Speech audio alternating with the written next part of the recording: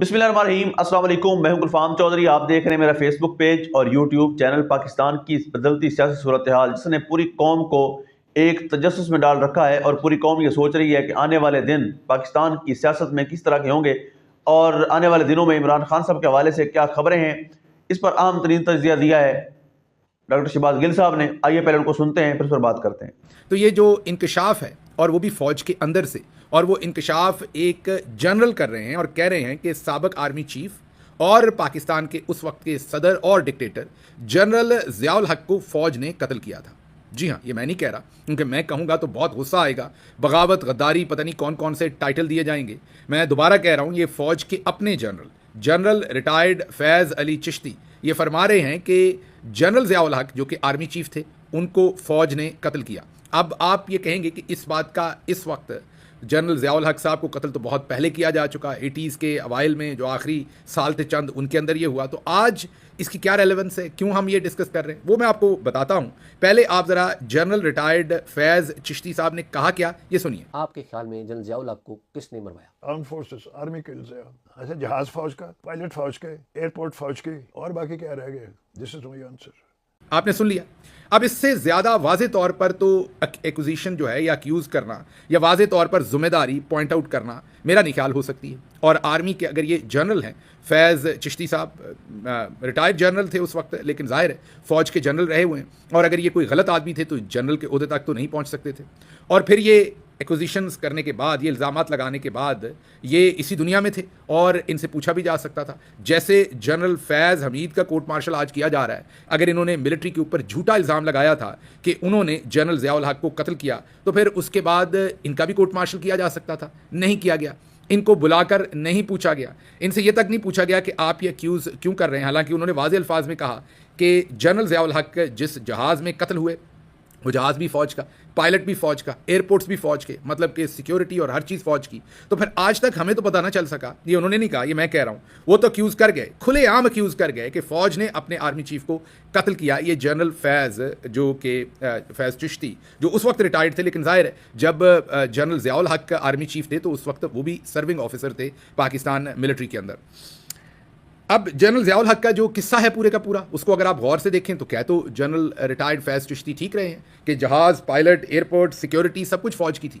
तो फिर अगर उनका कत्ल किया गया तो फिर कोई ना कोई इंक्वायरी होनी चाहिए थी, कौम के सामने रखनी चाहिए थी उसकी फाइंडिंग्स। और अगर फिर भी ऐसा नहीं हुआ तो किसी न किसी ने लापरवाही तो की होगी, कोई सिक्योरिटी का लैप्स हुआ होगा, तो उनको सज़ा देनी चाहिए थी। बिल्कुल इसी तरीके से हमें आज तक APS के जो लोग हैं, उनमें लोअर लोगों के बारे में तो हमें पता है, लेकिन ऊपर जो कोर कमांडर थे, जो आज भी शायद कश्मीर के अंदर पब्लिक सर्विस कमीशन के वो चेयरमैन लगाया हुआ है, जो ब्रिगेडियर थे, जो ऊपर लोग थे, उनको भी तरक्कियाँ दी गई, उनमें से कोई जिम्मेदार नहीं। फिर इसी तरीके से उसामा बिन लादेन, उनका जो सारा मामला हुआ था उसमें भी हमें नहीं पता कि जिम्मेदार कौन था, किसकी लैब्स थी।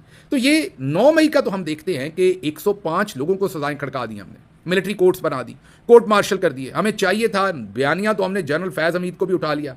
अब हम कायनात चचा जो हैं, वो कायनात टोकरी वाली जो है उसमें जो बैठे हुए कायनात चचा हैं, उनसे हम मीडिया के अंदर ये खबरें भी लगवाते हैं कि जनरल फैज़ हमीद के हाथ कांपते हैं, उन्हें बीमारी हो गई है, वो बहुत परेशान है। तो ये सब कुछ हम करवा रहे हैं, लेकिन साबिक आर्मी चीफ जनरल ज़ियाउल हक, उनको जो जहाज़ के अंदर कत्ल किया गया था, और अब आर्मी के अपने जनरल, रिटायर्ड जनरल कह रहे हैं कि ये फ़ौज ने कत्ल किया था, इसकी इन्वेस्टिगेशन क्यों नहीं की गई? अगर 105 लोगों का मिलिट्री ट्रायल किया जा सकता है, कोर्ट मार्शल किया जा सकता है, तो फिर उनकी एक इन्वेस्टिगेशन करके कौम के सामने क्यों नहीं रखी जा सकती? फिर पिछले ही दिनों इस्लामाबाद हाई कोर्ट के अंदर ये बातचीत गूंजी कि आफिया सदीकी को अमेरिका ISI ने हवाले किया था, और गालिबन वहाँ पर मुबैना तौर पर यह भी कहा गया कि शायद पैसों की भी उसमें वजह थी लेने की। तो इसकी भी इंक्वायरी होनी चाहिए, जो ज़िम्मेदार हैं उनको, उनके ऊपर इंक्वायरी फिक्स होनी चाहिए।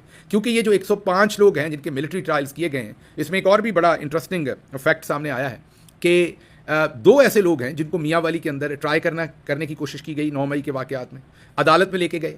जो सिविलियन जज थे, सिविलियन अदालत थी, उसमें केस चला, जज ने कहा कि कोई सबूत नहीं, उसने मुकदमे से डिस्चार्ज कर दिया, उन्हें बाइज़्ज़त बरी कर दिया कि इनके खिलाफ कोई सबूत नहीं है, मुकदमा बनने के बाद, पूरी कोशिश करने के बाद कि उनको सज़ा हो।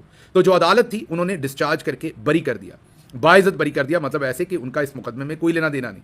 उनको वहाँ से उठाया, मिलिट्री कोर्ट में जाके ट्राई करके उनको सज़ा दे दी। ये अवान साहब उनके वकील हैं, जो अब ये बता रहे हैं कि उनके 2 ऐसे लोग जिनको रिप्रेजेंट कर रहे थे, जिन्हें सिविलियन अदालत ने डिस्चार्ज कर दिया, मिलिट्री कोर्ट ने जाके सज़ा दे दी। इसका मतलब फिर आपके सामने ही है, और हम पहले ही आपको बता चुके हैं कि दुनिया की कोई अदालत भी फिर ऐसे मामला जिसमें रातों रात लोगों को उठाया हो, वहाँ पर 100% स्ट्राइक रेट नहीं हो सकता। 105 लोगों के मुकदमा चलाए गए, 105 के 5 को जो है वो सज़ाएँ दी गई हैं। इससे आप समझ सकते हैं कि ये पहले से डिसाइडेड था कि इनको क्या सज़ाएँ देनी है। तो एक तो ये पहली खबर थी। अच्छा, दूसरा एक और जो मिलिट्री के टॉप जनरल्स हैं, उनका एक और प्रोजेक्ट था पिछले दिनों में, और वो प्रोजेक्ट था अपोजिशन इकट्ठी करो मिशन। आपने वो मिशन सुना होगा, टेलीविज़न पर बहुत सारे दोस्त कहते थे कि एक ही तरीका है कि पीटीआई, फजलुर रहमान साहब, जमात इस्लामी, ये सारे इकट्ठे हों और फिर मुहिम चलाएं। मैं बार बार अपने वीलॉग्स में आपको बताता था, जाहिर है मैं पार्टी ओपिनियन नहीं देता था, अपना ज़ाती ओपिनियन आपके सामने रखता था कि ये कभी नहीं हो सकता। आग और पानी कभी नहीं मिल सकते। पेट्रोल और आग मिल सकते हैं और भड़क सकते हैं, लेकिन आग और पानी मिलेंगे तो फिर आग बुझ जाएगी। तो मैं आपको कहता था कि इनके अपने अज़ाइम हैं, फजलुर रहमान साहब जो हैं वो कहीं ना कहीं सौदा कर जाएंगे, कट मार जाएंगे, पीटीआई को नुकसान होगा, पीटीआई जितना करीब जाएगी उतना नुकसान उठाएगी। जमात इस्लामी के बारे में भी मैंने खुल के नहीं कहा था, लेकिन ख्यालात यही थे दबे लफ्ज़ों में, और दूसरी तमाम पार्टीज़ के बारे में भी मैं आपको यही कहता था कि किसी ने वो सख्ती बर्दाश्त नहीं करनी जो इमरान खान ने की, और अगर करनी होती तो कोई पहले खड़ा हो चुका होता ना मिलिट्री इस्टेब्लिशमेंट के खिलाफ। आज तक तो कोई खड़ा नहीं हुआ, सभी ने सौदेबाजी की है। तो इमरान खान वाहिद है, और ये जो कहा जाता है कि पूरी अपोजिशन मिलकर करे, और यही मंजन बेचा गया टेलीविजन पर। बहुत सारे कुछ ज़हीन दोस्त हैं जिनकी बदयांती नहीं होगी, मतलब फवाद चौधरी भी ये बात कह रहे थे। मैं ये नहीं कह रहा कि उन्होंने ज़रूरी बदयांती में ये बात कही होगी या मिलिट्री ने उनको कहा होगा कि जाकर आप कहें। कई दफ़ा जो बड़े ज़हीन लोग होते हैं वो जब अपने आप को बहुत ज़्यादा ज़हीन भी समझना शुरू करें तो तब भी वो एनालिसिस गलत कर लेते हैं। उसमें ज़रूरी नहीं कि उनकी बदयांती शामिल हो। वो भी यही कह रहे थे, और भी बहुत सारे, कि जी ये फजलुर रहमान, पीटीआई और फलां फलां को इकट्ठा होना चाहिए।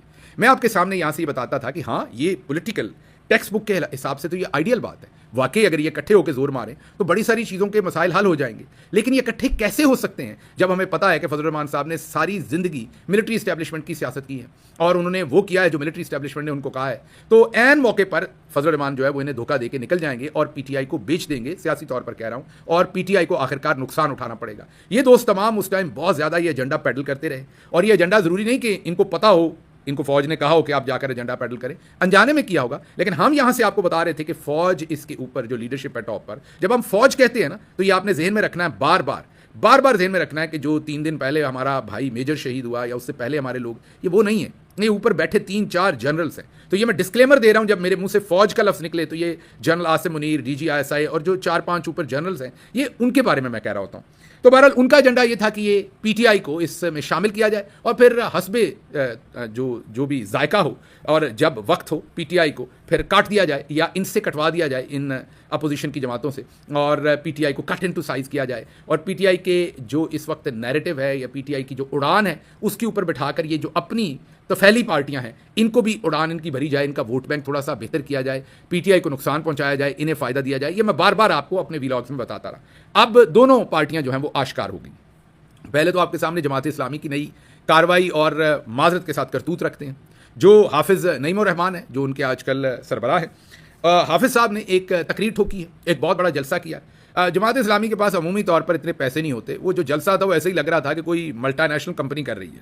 हम क्योंकि इस धंधे में रहे हैं, धंधे का मतलब सियासत में रहे हैं, हमें पता है कि जो पैनाफ्लेक्स लगता है, जो स्टेज बनता है, उस पर पैसे लगे हों तो वो कैसा होता है, पैसे ना लगे हों तो वो कैसा होता है। वो जो जलसे में तकरीर और वो स्टेज मैंने देखा है जी बिल्कुल, जिस तरह से आपने सुना, डॉक्टर शहबाज गिल साहब ने इस पर डिटेल से बताया कि इस वक्त पाकिस्तान तहरीक इंसाफ के हवाले से क्या अपडेट्स हैं, इमरान खान साहब के केसेस के हवाले से क्या अपडेट्स हैं, और पाकिस्तान की सियासी सूरत हाल में सियासी जमातों का क्या किरदार है, कौन कहाँ पर खड़ा है। और ये सुनने के बाद यकीनी तौर पर जो पाकिस्तान का सियासी सिनेरियो है वो वाज़ेह हो जाता है, और लगता ये है कि आने वाले दिन पाकिस्तान की सियासत में बड़े अहम तरीन साबित होने जा रहे हैं, और आने वाले दिनों में बहुत बड़ी तब्दीलियाँ मुतवक्के हैं। अल्लाह पाक वतन अजीज़ का हामी और नासिर हो। पाकिस्तान जिंदाबाद।